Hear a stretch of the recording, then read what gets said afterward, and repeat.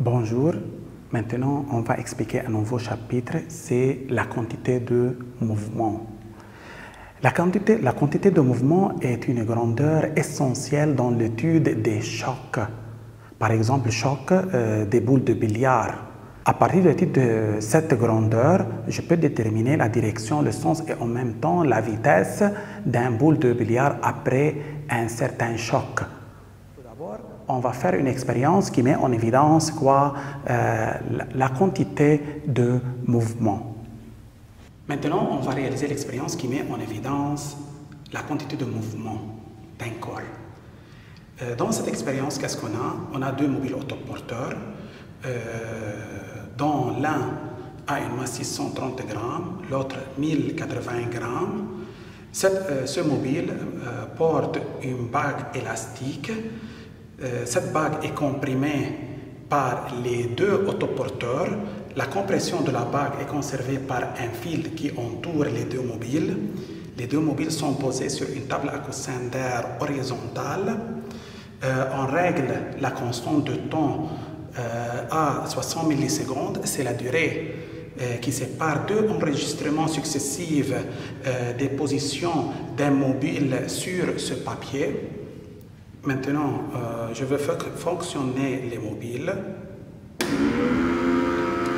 Je veux brûler le fil.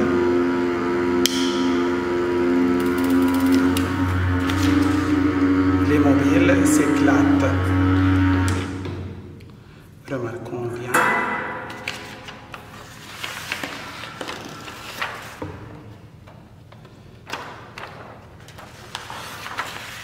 Ce sont les positions des points d'enregistrement. Ça correspond à ce mobile de masse 630 grammes. Ça correspond à ce mobile de masse 1080 grammes. La durée entre deux enregistrements successifs, c'est 60 millisecondes. Maintenant, en étudiant le papier d'enregistrement des deux mobiles, ces enregistrements consistent le mobile autoporteur de masse 630 grammes. Ces enregistrements consistent le mobile de masse 1080 grammes. Remarquons bien, les deux mobiles se déplacent dans des sens contraires. On va vérifier que les vecteurs vitesse correspondants à ces mouvements sont collinéaires. Remarquons bien, ça c'est la ligne d'action du vecteur vitesse V1 et ça c'est la ligne d'action du vecteur vitesse V2. On constate que les points d'enregistrement sont situés sur des droites parallèles et par suite les vecteurs V1 et V2 seront parallèles mais de sens contraire. Tout d'abord, qu'est-ce qu'on va faire? On va trouver la valeur de la vitesse V1. V1 c'est quoi? Puisque les points d'enregistrement sont équidistantes, la durée séparant deux enregistrements successifs est constante égale à 60 millisecondes et par suite le mouvement de ce mobile, du centre de ce mobile est rectiligne uniforme. Donc je peux calculer la vitesse V1 en utilisant la formule D sur delta T. D c'est quoi? D c'est la distance entre n'importe quel deux points, par exemple entre ce point et ce point. Si j'utilise la règle pour mesurer cette distance, je trouve que cette distance est 18,9 cm. Cette distance d'ici jusque-là, c'est 18,9 cm sur la durée. Delta T, c'est la durée séparant ces deux points. Entre ces deux points, il y a une durée égale à tau, 60 millisecondes. Ici, il y a tau. Ici, il y a tau. Ici, il y a tau. Toujours, la durée entre deux enregistrements successifs est égale à tau. Donc, combien de tau j'ai entre ces deux points? 1, 2, 3, 4, 5, 6. C'est 6 tau. Et par suite, c'est 18,9 cm fois 10 exposant moins 2 mètres. sur 6 taux, c'est-à-dire c'est 6 fois 60 millisecondes fois 10 moins 3 quoi secondes. Donc la vitesse V1 est égale à combien? Est égale à 0,525 quoi mètres par seconde. De la même manière, le mouvement du mobile ici, c'est rectiligne uniforme. Donc, la vitesse V2 du mobile, pourquoi le mouvement est uniforme? Car les points d'enregistrement pendant des intervalles de temps égaux est toujours quoi? Équidistants. Ces points sont équidistants.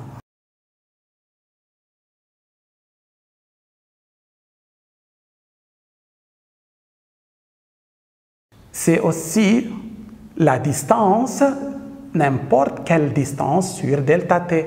Je vais prendre la distance séparant ce point de ce point. C'est combien cette distance? En utilisant la règle, on trouve que c'est combien? 14,5 cm.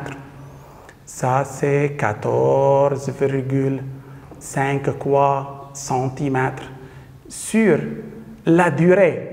De la même manière, taux,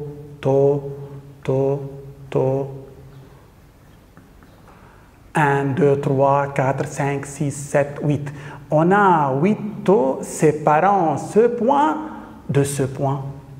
Donc, en faisant le calcul, c'est 14,5 cm divisé par 8 fois 60 millisecondes fois 10 moins 3 secondes.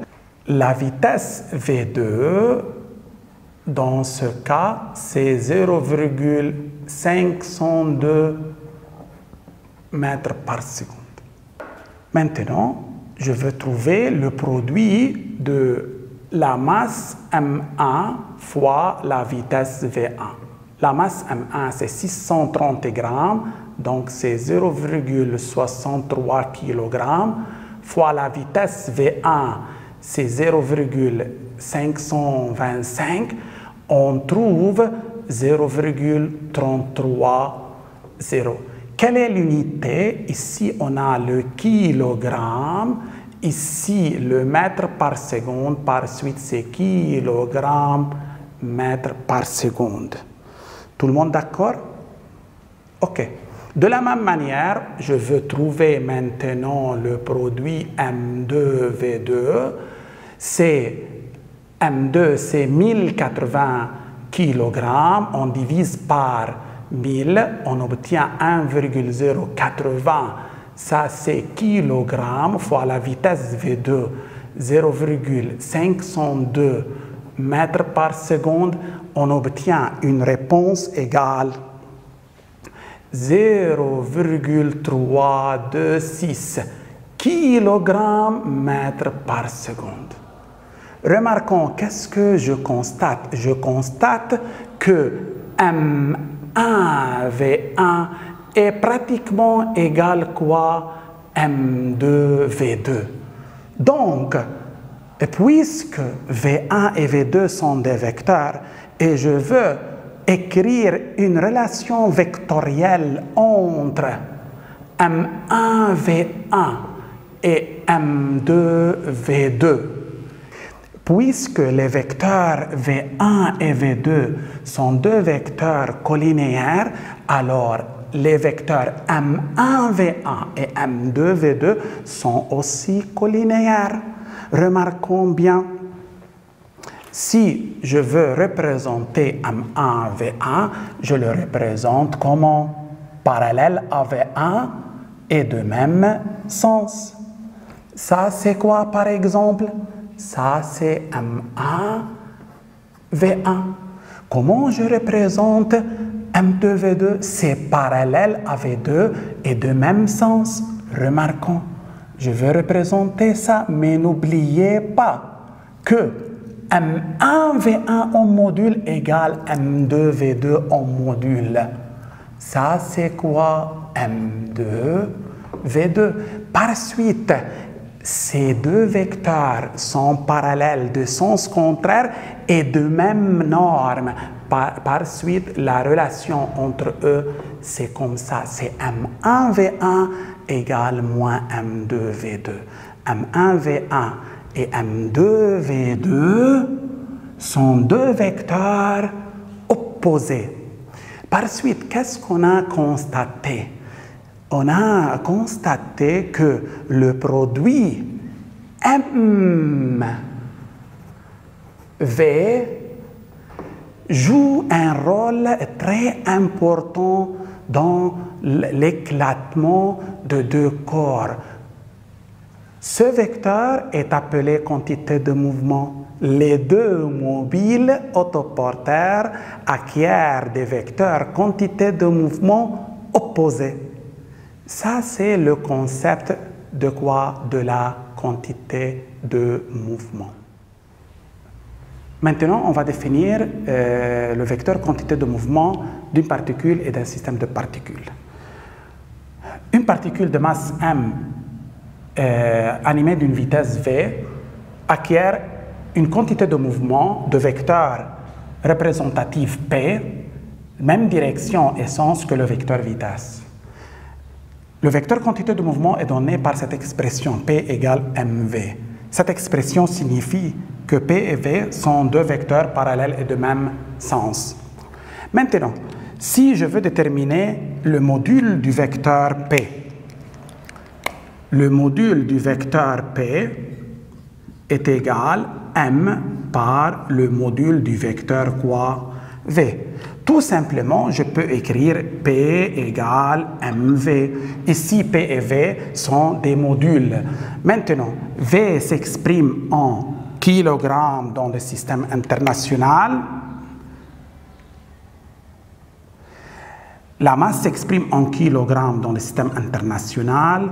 La vitesse s'exprime en mètres par seconde dans le système international. Et par suite, la quantité de mouvement s'exprime en kilogrammes mètres par seconde dans le système international. Maintenant, pour un système de particules, la quantité de mouvement de ce système, remarquons, P, c'est la somme des quantités de mouvement des quoi? Des particules. C'est M1, V1, 1 plus M2, V2, plus M3, V3, plus, etc. Tout le monde d'accord? Donc, la quantité de mouvement d'un système est la somme des quantités de mouvement des particules formant le système, ou c'est la somme de MI, VI. Tout le monde d'accord? Tout le monde d'accord? Maintenant, sous titre d'application, on a deux particules, M1 et M2 de masse respective 100 grammes et 50 grammes, animées des vitesses V1, V2 de même valeur 10 mètres par seconde. On considère ces trois particules dans trois cas. V1, V2 sont de même sens, V1, V2 dans deux sens contraires. V1 et V2 ont des directions quoi? Différentes. Maintenant, on demande de trouver dans chaque cas le vecteur quantité de mouvement du système tout entier, du système formé par les particules M1 et quoi? Et M2. Maintenant, comment on va faire ça? On a deux méthodes. On a deux méthodes pour travailler. Soit je cherche tout d'abord la quantité de mouvement de chaque particule. La quantité de mouvement de la particule de masse M1, c'est quoi? C'est P1 égale M1V1. Ça, c'est le module de la quantité de mouvement de la première particule, et celle de la deuxième particule, c'est M2V2.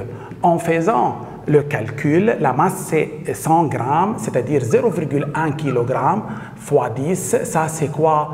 1 kg mètre par seconde. Kilogramme mètre par seconde. Ça, c'est la quantité de mouvement de la première particule. Pour la deuxième, c'est 50 grammes, c'est 0,05, on divise par 1000, fois 10. La réponse, c'est 0,5 kg mètre par seconde. Ça, c'est la quantité de mouvement de la deuxième particule. On sait que la quantité de mouvement du système est égale à quoi? À la somme des quantités de mouvement des particules formant le système, c'est-à-dire c'est P1 plus P2. Maintenant, P1 est de même direction et de même sens que quoi? Que la vitesse V1. Donc, ça c'est quoi? Ça c'est P1. De même, ça c'est quoi? Ça c'est P2. P est la somme des vecteurs P1 et P2. Puisque P1 et P2 sont parallèles et de même sens, alors P est parallèle à P1 et P2 est de même quoi? Et de même sens. Et de norme, P égale quoi? P1 plus P2. C'est-à-dire 1 plus 0,5, c'est 1,5 kg mètre par seconde.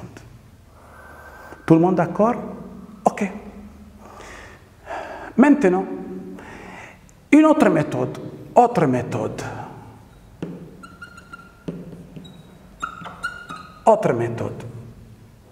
Maintenant, une autre méthode. Remarquons bien. Si je considère I comme vecteur unitaire sur cet axe x', remarquons bien, je peux écrire V1 égale 10i et V2 aussi égale 10i. V1 et V2 sont pareils, le même sens que i. Par suite, P, la quantité de mouvement du système des particules, c'est la somme des quantités de mouvement des particules. C'est M1 V1 plus M2 quoi? V2 égale. M1 c'est combien? C'est 100 grammes, c'est-à-dire 0,1 kg. V1 c'est combien? C'est 10i. Je peux remplacer un vecteur par un vecteur. Plus la masse M2 c'est 0,05 fois V2 c'est aussi 10i. Qu'est-ce que j'obtiens? J'obtiens 1,5i. Que signifie cette écriture? Cette écriture signifie que le vecteur quantité de mouvement du système est dirigé dans le sens de i. Et sa valeur, c'est combien? C'est combien? La valeur du vecteur quantité de mouvement du système, c'est 1,5 kg mètre par seconde. Comme dans le cas précédent, comme d'ici, dans ce cas, P est pareil du même sens que P1 et P2. Remarquons, P1 et P2 sont pareils du même sens que x'. La valeur de P, c'est 1,5 kg mètre par seconde. On aboutit au même résultat ici par cette méthode. Mais je préfère d'utiliser cette méthode dans ce genre d'exercice. Maintenant, dans la partie B, les deux vecteurs ont des sens contraires. Il en est de même de P1 et P2. Ça, c'est P1. Ça, c'est quoi? Ça, c'est P2. Toujours, P, la quantité de mouvement du système des particules est égale à la somme des quantités de mouvement des particules du système. P1 plus P2. Maintenant, puisque P1 et P2 sont parallèles de même sens, de sens contraire, alors P suit le sens du vecteur qui a la plus grande module, la plus grande norme, suit le sens de P1. Remarquons P1 plus grand que P2. Donc, P1 plus grand que P2. Donc, la résultante de deux vecteurs parallèles et de sens contraire suit le sens du vecteur qui a la plus grande norme, donc P1. Alors, P parallèle est de même sens que P1. Alors, P est dirigé dans ce sens, dans cette situation. Ça, c'est P. Mais quelle est la norme de P dans ce cas? La norme de P, c'est P1 moins P2. La norme du vecteur le plus grand, la norme du plus grand vecteur moins la norme du plus petit vecteur. C'est 1 moins 0,5, donc c'est 0,5 kg/mètre par seconde. Ça, c'est la quantité de mouvement dans ces cas. Maintenant, je veux utiliser une autre méthode. Autre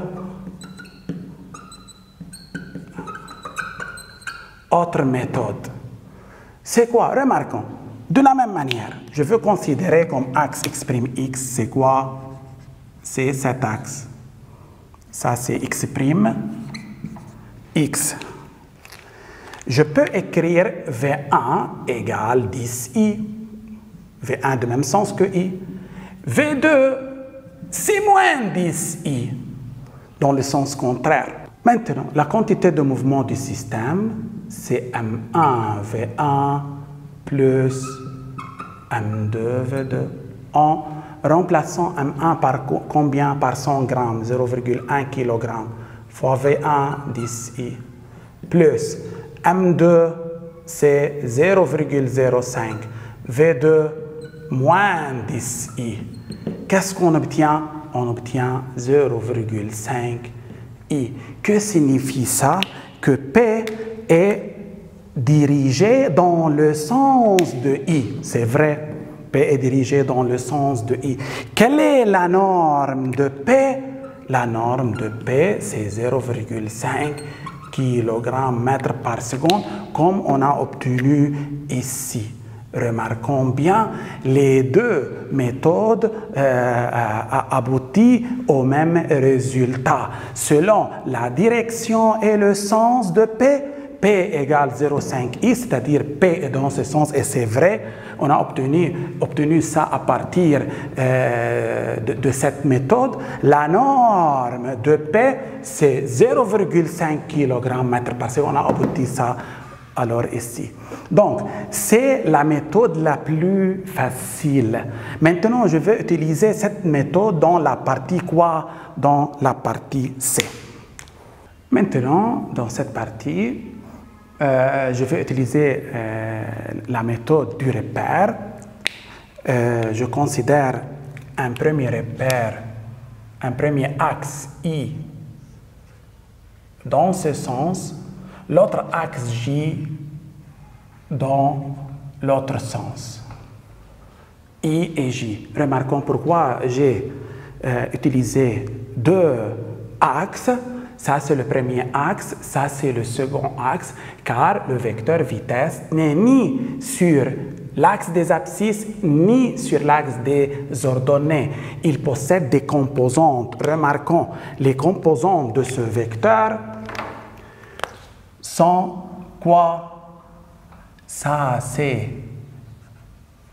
V2x, et ça, c'est quoi? V2y. Tout le monde d'accord? V2 n'est ni parallèle à l'axe des abscisses, ni parallèle à l'axe des quoi? Des ordonnées. Maintenant, à quoi est égal V2x? Je considère maintenant le triangle, ce triangle rectangle ici. Je veux utiliser, j'ai besoin du côté adjacent et j'ai l'hypoténuse. L'hypoténuse a une valeur 10 mètres par seconde. C'est la valeur de V2. Maintenant, qu'est-ce que je fais?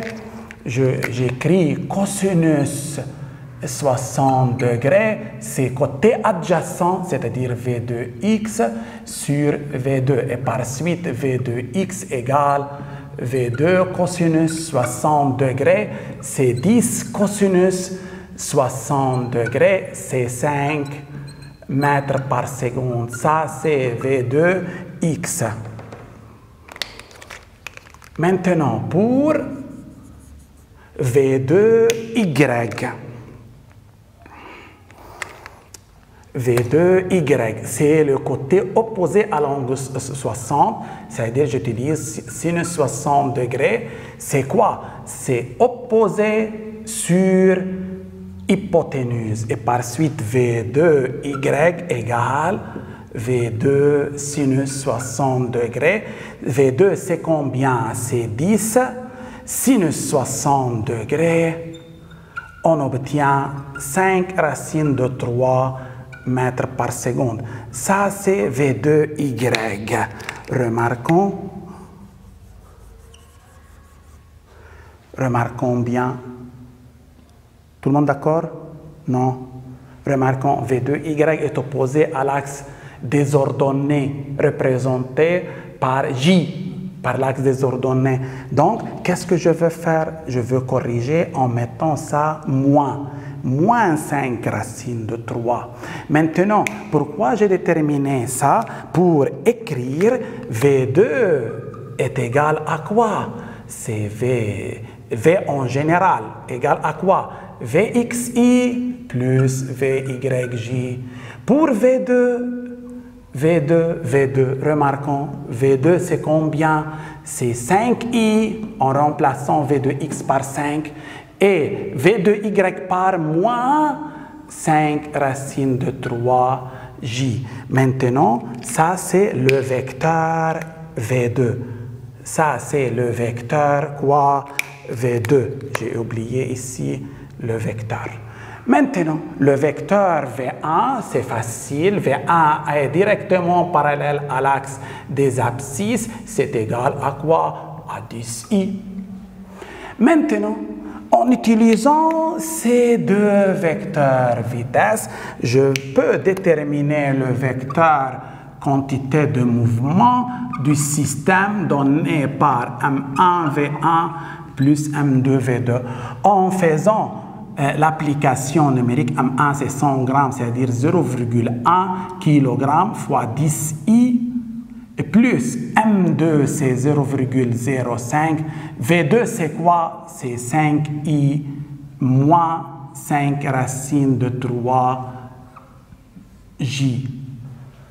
Donc, maintenant, 1 plus 1,25i moins 0,25 racines de 3j. Ça, c'est P. Ce sont les composants de P du vecteur quantité de mouvement. Ça, c'est quoi? Ça, c'est Px. Ou ça, c'est quoi? Py. Avec le signe moins. Py. Donc, je peux déterminer la direction, le sens, la norme de ce vecteur. Remarquons bien, tout d'abord, je veux commencer par la norme. La norme, c'est racine Px au carré plus Py au carré. C'est racine 1,25 au carré plus moins 0,25 racine de 3 au carré, on trouve ça, c'est 1,32 kg mètre par seconde. Ça, c'est l'intensité ou le module du vecteur résultant. Maintenant, comment je peux déterminer la direction et le sens? En représentant Px. Px, c'est dans le sens, c'est 1,25, c'est positif. Ça, c'est Px. Py est quoi? Est négatif. C'est moins 0,25 racines de 3. Ça, c'est Py. Où est P? Ça, c'est P. On a représenté P en utilisant une échelle convenable pour représenter Px et Py. Ça, c'est la représentation de P. Ça, c'est son intensité. Remarquons, selon le sens des vecteurs V1 ou V2 et leur direction, le vecteur quantité de mouvement a une direction, un sens et une norme donnée. Ici, quelle est la norme? C'est 1,5 kg mètre par seconde. Ici, quelle est la norme? C'est 0,5 kg mètre par seconde. Ici, quelle est la norme de P? C'est combien? C'est 1,32 kg mètre par seconde à une direction quoi? Différente que dans ces cas. Maintenant, la direction du vecteur vitesse d'une particule joue un rôle très intéressant dans quoi? Dans la quantité du mouvement du système.